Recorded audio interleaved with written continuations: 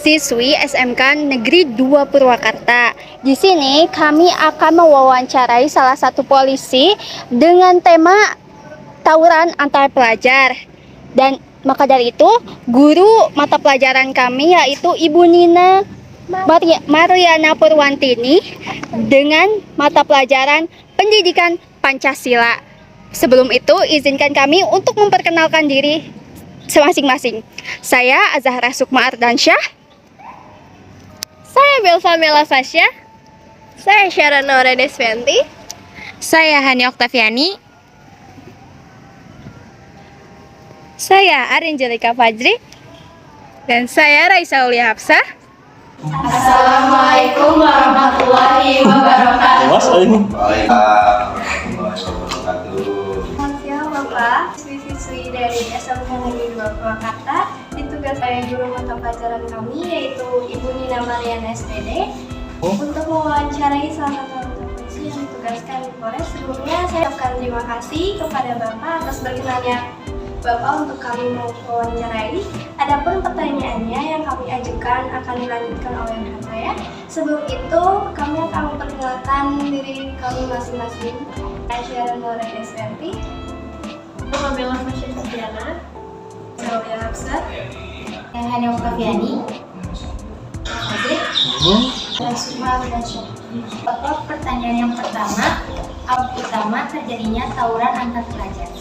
Nah, maaf ya, kalau penyebab utamanya kan tawuran itu karena kurang perhatian dari keluarga pun dari pihak yang mengawasi anak-anaknya perharinya, sehari-harinya siapa aja kan, maksudnya pendekatannya. Terus yang kedua, kalau untuk penyebabnya biasanya kebanyakan anak-anak sekarang itu ya anak sekolah ya, kan ini kan tawuran antara pelajar. Kebanyakan dari tahun sekarang itu dia kebanyakan buat diupload di sosial media. Nah, sosial media model Instagram atau dia live di Facebook lah. Nah, kebanyakan kayak gitu. Itulah biasanya terjadi tawuran, dan kalau tawuran itu biasanya dia janjian dulu. Dia tawurannya mau di mana nih? Ya, kan dia janjian sama model, kita ambil contoh yang kemarin lah ya.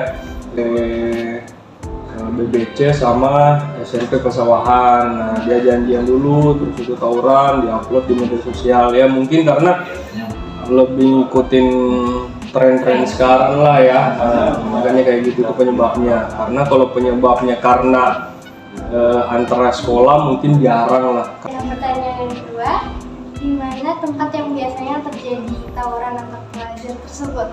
Nah, kalau ke tempat-tempatnya itu, kalau di Purwakarta itu kebanyakan dia di daerah perbatasan-perbatasan yang bisa dijangkau sama kita.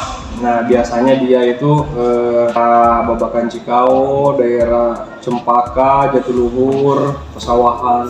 Dan di kota tawuran pelajar belum pernah lah ya, belum pernah, kecuali dia tawurannya malam hari dan itu bukan menyangkut pelajar lagi, dan itu biasanya dia geng-geng tempat dia nongkrong. Oke Bapak, kapan terakhir kali terjadi tawuran antar pelajar di Purwakarta itu? Nah, terakhir mungkin semua udah pegang HP ya. Iya. Lihat semua, lihat di media sosial kemarin ada yang update baru-baru ini. Iya. Betul kan? Di daerah Munjul mungkin udah lihat. Nah, itu antara pelajar, tapi pelajarnya ada yang udah keluar dari sekolah dan ada yang masih sekolah. Nah, itu terakhir kejadian itu ada 3 hari ke belakang loh, kalau nggak salah tuh di daerah Cikalang, tapi videonya udah di take down semua kalau nggak salah tuh di Instagram. Lihat nggak? Ada yang lihat nggak? Ada kan, lihat kan? Nah itu di daerah Pesawahan. Siapa yang terlibat dalam menyelesaikan kasus tawuran antar pelajar? Nah, kalau untuk menyelesaikan itu ya yang pasti dari pihak kita, dari pihak kepolisian yang mengamankan aman. Yang kedua pasti kita libatkan itu orang tua.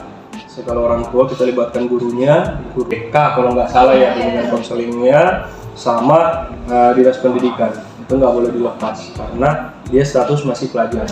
Yang selanjutnya, mengapa kejadian tawuran sering terjadi di Purwakarta? Kalau untuk kejadian tawuran di Purwakarta bukan sering sih, karena kalau sering mungkin tiap minggu ada, tiap hari ada, ini enggak sering. Tapi ada beberapa kasus model Purwakarta itu dalam 1 tahun ini kita menangani tawuran antara pelajar itu 4-5 kasus.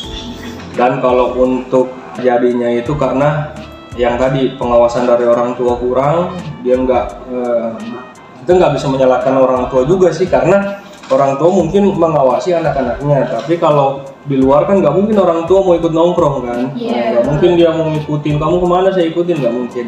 Nah, jadi mungkin kalau mengapa kejadian tawuran antara pelajar sering terjadi di Purwakarta itu, yang pertama yaitu pengawasan dari orang tua, jangan sampai dia keluar sampai malam, dan pergaulannya harusnya dibatasi. Maksudnya pergaulannya itu kita harus tahu dia bergaulnya di mana. Mungkin karena terjadinya itu karena tempat nongkrongnya itu, kebiasaan dia tiap harinya di mana. Selanjutnya, bagaimana cara Bapak menangani masalah tawuran antar pelajar Nah, tersebut? kalau kita menangani kasus kayak gini kan otomatis kalau yang sering tawuran itu kita udah ada data. Kan kalau di SMK kalian ya, SMK 2 ya? Kebanyakan mayoritasnya itu perempuan. Nah, itu kan bukan nggak mungkin kalau mau terjadi tawuran di situ mungkin jauh lah ya, karena perempuan ya. Tapi nggak tahu nih kalau perempuan juga kan mau perempuan. Kebanyakan kita yang ada datanya itu yang ada kemarin Pasawahan sama Babakan Cikawon. Nah, mungkin kalau kita atau mencegah, bagaimana cara mencegah atau menanganinya, kita cegah, tadi kita datang ke guru ataupun ke sekolah-sekolah gimana caranya supaya tidak terjadi, itu mencegahnya. Nah, kalau untuk penanganannya biasanya kita lihat dia masih di bawah umur atau udah dewasa, karena mungkin ada yang sekolah umurnya udah 18 tahun kan, yang kalau di bawah umur itu di bawah 18 tahun itu masih di bawah umur. Kalau untuk penanganannya biasanya kita kembalikan ke orang tua. Jadi gini, dia berperan penting dalam tawuran ini sampai ada luka berat ataupun meninggal dunia, yang kebacok apa gimana. Tapi dia masih di bawah umur. Nah, itu tetap kita tahan, tapi kita nggak melakukan penahanan, tapi proses tetap berjalan. Tapi kita nggak tahan, jadi kita kembalikan ke orang tua. Untuk yang orang tuanya udah nggak bisa menerima anaknya ataupun nggak bisa membimbing anaknya, biasanya kita titipkan ke Bogor. Kalau nggak ke Bogor, kita titipkan ke Bandung. Ada khusus penanganan anak, lapas lah. Kalau di sini kan di alun-alun itu, kalau di Bandung ada khusus lapas anak. Nah, karena kita nggak boleh menahan anak kecil kalau disatukan sama yang dewasa. Untuk pasal tentang tawuran itu apakah ada? Nah, kalau pasal tawuran itu nggak ada diatur, tapi dia tawuran ada tindak pidana nggak yang dia lakukan? Balik lagi ke tadi itu, tawurannya dia bawa senjata tajam atau tangan kosong. Jika dia bawa senjata tajam, kita bisa kenakan undang-undang darurat. Ancaman pidananya 12 tahun. Kalau dia melakukannya tawuran secara bersama-sama, nggak ada yang bawa senjata tajam, dia tangan kosong. Kalau dia bareng-bareng mukulin korban, itu pasalnya pasal 170. Pasal 170 itu pengeroyokan. Maksudnya ke pengeroyokan, dia bukan tawuran. Nah, kalau dia 1 lawan 1 dan ada korban, itu pasalnya 351 penganiayaan. Ada 3 pasal nih biasanya kalau tawuran itu, antara undang-undang darurat, pasal pengeroyokan 170 sama pasal 351 penganiayaan. Nah, itu biasanya kita pakai 3 pasal itu. Gimana aksinya di tawuran gitu? Nah, betul. Gimana peran-peran dia nih? Dan ada juga itu dia joki itu maksudnya dia cuma membonceng yang tawuran.